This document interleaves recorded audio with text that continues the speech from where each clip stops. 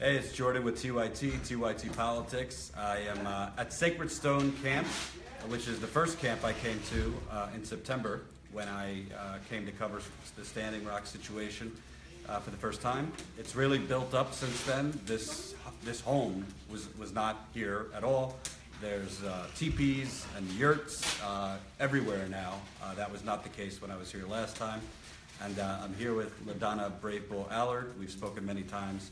And yesterday, I was actually in Mandan, and you were not here. And all of a sudden, you start seeing Sacred Stone's getting raided and all these things all over the internet. And Sacred Stone Camp is your land. Your brothers and you own the land. And somehow, Bureau of Indian Affairs came in here yesterday, ATF. Army Corps, I believe, was here, as well as representatives of the Standing Rock Sioux Tribe, which was surprising to me because I know that you would not give them permission. So could you kind of walk me through, I know you weren't here, but when did you know they were here? What were the reasons given? And did you at all know they were coming or give them permission? So I know that I've been kind of ill, and yesterday I had to take my husband to the hospital, so we weren't here. When I was ill at home, the superintendent of the BIA and the chief of police came to my house and told me they had to come here and do an assessment, wanted permission to come in and do this assessment and do a background.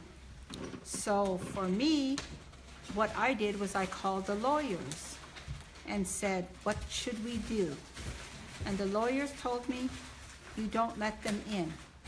So then I weighed between the police and the lawyers, and I stood with the lawyers. And so the lawyers said, no, they don't come in. So that was our position at that time. And they did come up here. We did not let them in. They left. And so I took my husband to a doctor's appointment. In the meantime, all of a sudden I got these feeds coming in saying the police were here. And I was like, why are they there? And I was calling the legal, trying to get the legal over here, but they came in. They had spouted that I own 1% of the land. And I was like, how did that happen? And so for even me, I was trying to think of, well, you know, maybe I better figure out what's going on here. And so I tried to get a hold of people. And you know, it's late when I go to town. It's usually late when I get back. So as we were driving back, I told people I would try to come here last night and meet with everybody. But I was kind of like, what is going on? What is real? You know, I better figure out what everybody's talking about. So what I did was, this morning I went to the BIA and I brought all my documents and I said, when did we lose possession of our land? And so I brought them our land titles. Yes, I own individually 3 acres here. That was given to me by my father with love and affection. I also own in common with my 5 brothers and sisters land. We also have a 10-acre deed to where the house is. And we also have a deed to our cemetery that for some reason the BIA did not have on file, but they're now, I gave them the copies of the deeds and they're going to put it back into the file. In that process, my brothers and sisters that are from Siston and other places did sell their acreage and did have tribal trust land here. And what does tribal trust land mean? It means that it's trust land. It's held in trust by the United States government, and a portion is under the tribe according to the buyback of Cabell. And so the tribe has a portion. So one of the things that when my father died in 1997, we agreed to do the land in common. So my sister Kelly, Marty, Randy, Curtis, and me have always held our land in common. And so out of that land in common, we own a little over 100 and I would say 20 acres here. Of how much total Of land? 317 acres. And still, That's not 1%. No, that's not 1%, and that's not 101%, or whatever they're saying over there. And so I went to the BIA, I got all the documents, they're adding the extra 2 deeds they did not have in the documents. And so I could come down here and say, this is what real, so I do keep all my papers and all my documents. At no time did Chairman Archambault own any portion in this land. And so that's why I'm like, what are they talking about, Archambault's own land here? They do not. His wife Nicole has leased land because her father was my father's favorite nephew, John Thunderhawk. He is buried on top of the hill with my father.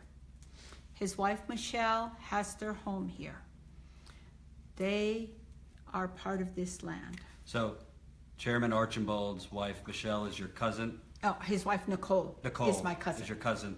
And the land was leased to Johnny Thunderhawk. So when he passed, it was passed on to Nicole. No, it was passed on to her family. Okay. She's got brothers and sisters. I see. And no, she doesn't have anything passed on with her. All they did was pick up a lease to put horses on here. And just to be clear, that land is not where the Sacred Stone camp is? Nope. Okay. So, I spoke with the spokesperson of the tribe who's acknowledged they gave permission to go in, and tell you the truth, it's very confusing to me how it was explained, but said that their words were, you don't own the land, you have trust in the land, and many people have trust, including the Archambaults, but you have documents showing that you do own the land, this land. The Archambaults hold no trust here. Duale. Show me a land title, Dave, and how did you buy it? The Standing Rock Sioux Tribe owns tribal trust land here. But That does not mean the chairman owns land. That means the Standing Rock Sioux Tribe and the Standing Rock Sioux people. So they might own land, but they don't own this portion of the land. So for them to give, if they want to give permission to check their land, that's one thing, but you're saying they didn't have the legal standing to let anybody in to check your portion of the land. Right. They need a warrant, and they need my name on it. And when they said they were doing an assessment, it was explained that to assess the floodplain, but I've been told that this particular portion where we are right now doesn't typically flood. So what No. were they assessing? I do not know. I do not know what kind of agreements they've entered into. I do not understand what they are doing. We do understand that this portion of land will flood if we get more snow right now with the meltdown and stuff. I don't see a great flood coming. But we do know that there are areas like Oshete and everybody else that needs to move their things off the floodplain. We understand that. Oh wait, it's too cold to flood right now. I am unsure of this date of January 30th.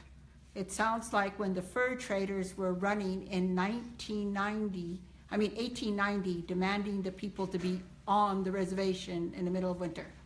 It's the same scenario. So with that, we are doing everything to make sure everything is cleaned out. We are going and planning to move our yurks up into the land and keep everything clean. Of course, the water don't come up this high, so it's not that the land will get soggy. It'll get muddy. We understand that. Huta, been here a long time.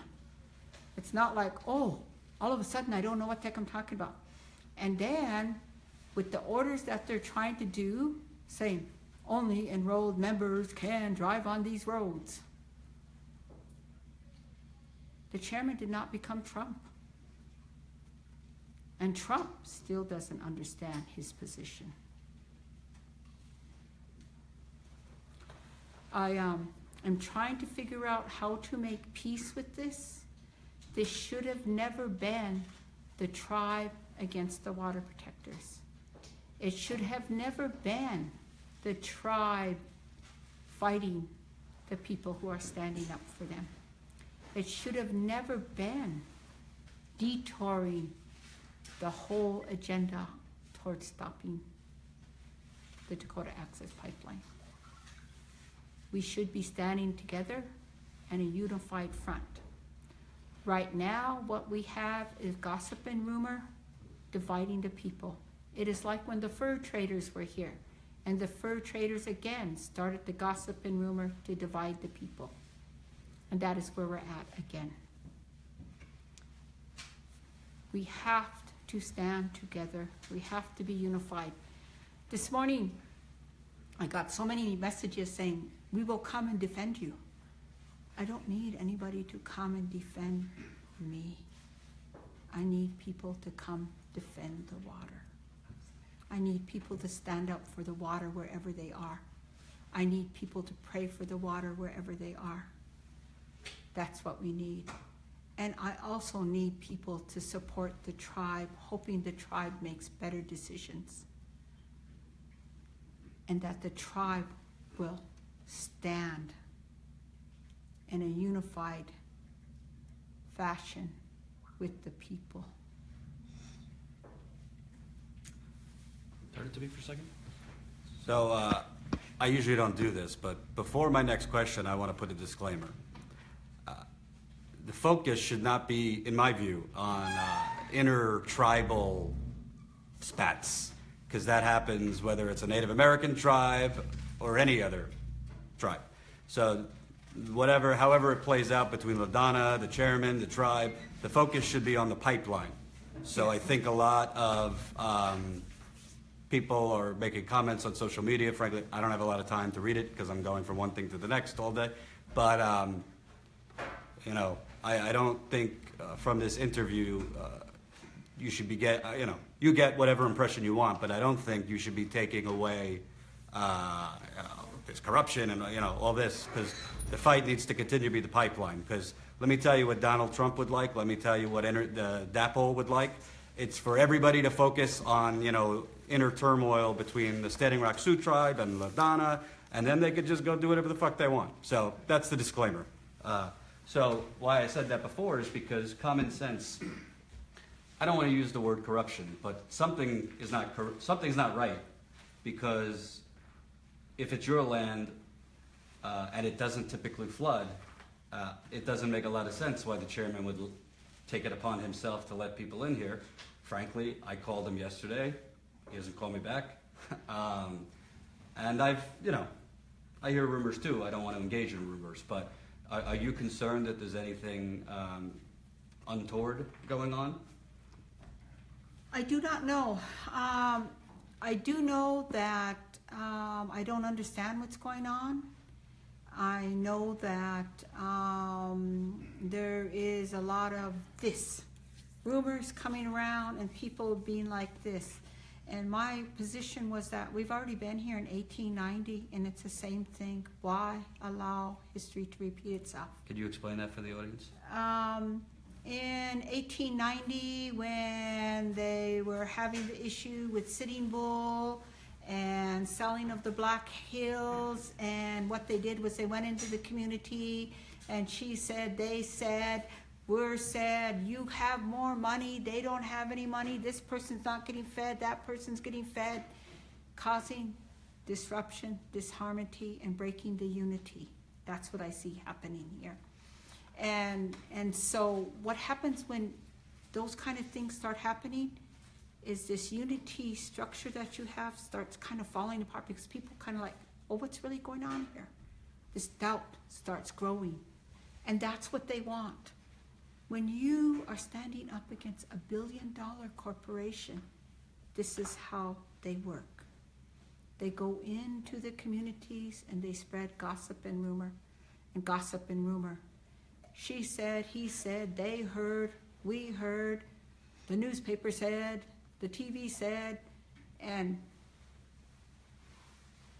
it starts this. And that's what I'm worried about. For me, I will stand with anybody who stands for the water. And I stayed up all night. I got home last night and was really complex. I had doubt, I was worried what was going to happen. And so I stayed up all night. I made tshasha tobacco and I prayed. And then I went to the BIA and got documents and got my papers and asked questions. And then from there, came to meet with the people here so that we could have a medium. We could find out what is real, what is truth. And then some of the things that I'm going to have to face within the next month or so. Because we have been threatened with federal officers, we have been threatened with forced removal. There was this thing saying that they were gonna stop the roads, and if you didn't have a tribal ID, they were gonna escort you out. I think one individual from one of the families here threatened to give me a floater, just cute. And that is dissension. On the other hand, I still am planning to start a summer camp for youth. That is still my main focus. How do we take a negative and make it a positive? We go forward in the future to teach people how to live on the earth. We teach our children history, culture, language, and tradition. We teach how to heal, because right now what's happening is we're not healing. And this is the time in the moment in life where we can heal. We can do this. We can change world thought. What is happening across the world? Everybody is looking around their surroundings, trying to find that center again. That's what we need here. And so for me, if you want to say anything bad about me, that's okay. If you want to know who's the leader here, we don't have one. Everybody stands together. There is no leaders in this movement. There is only people.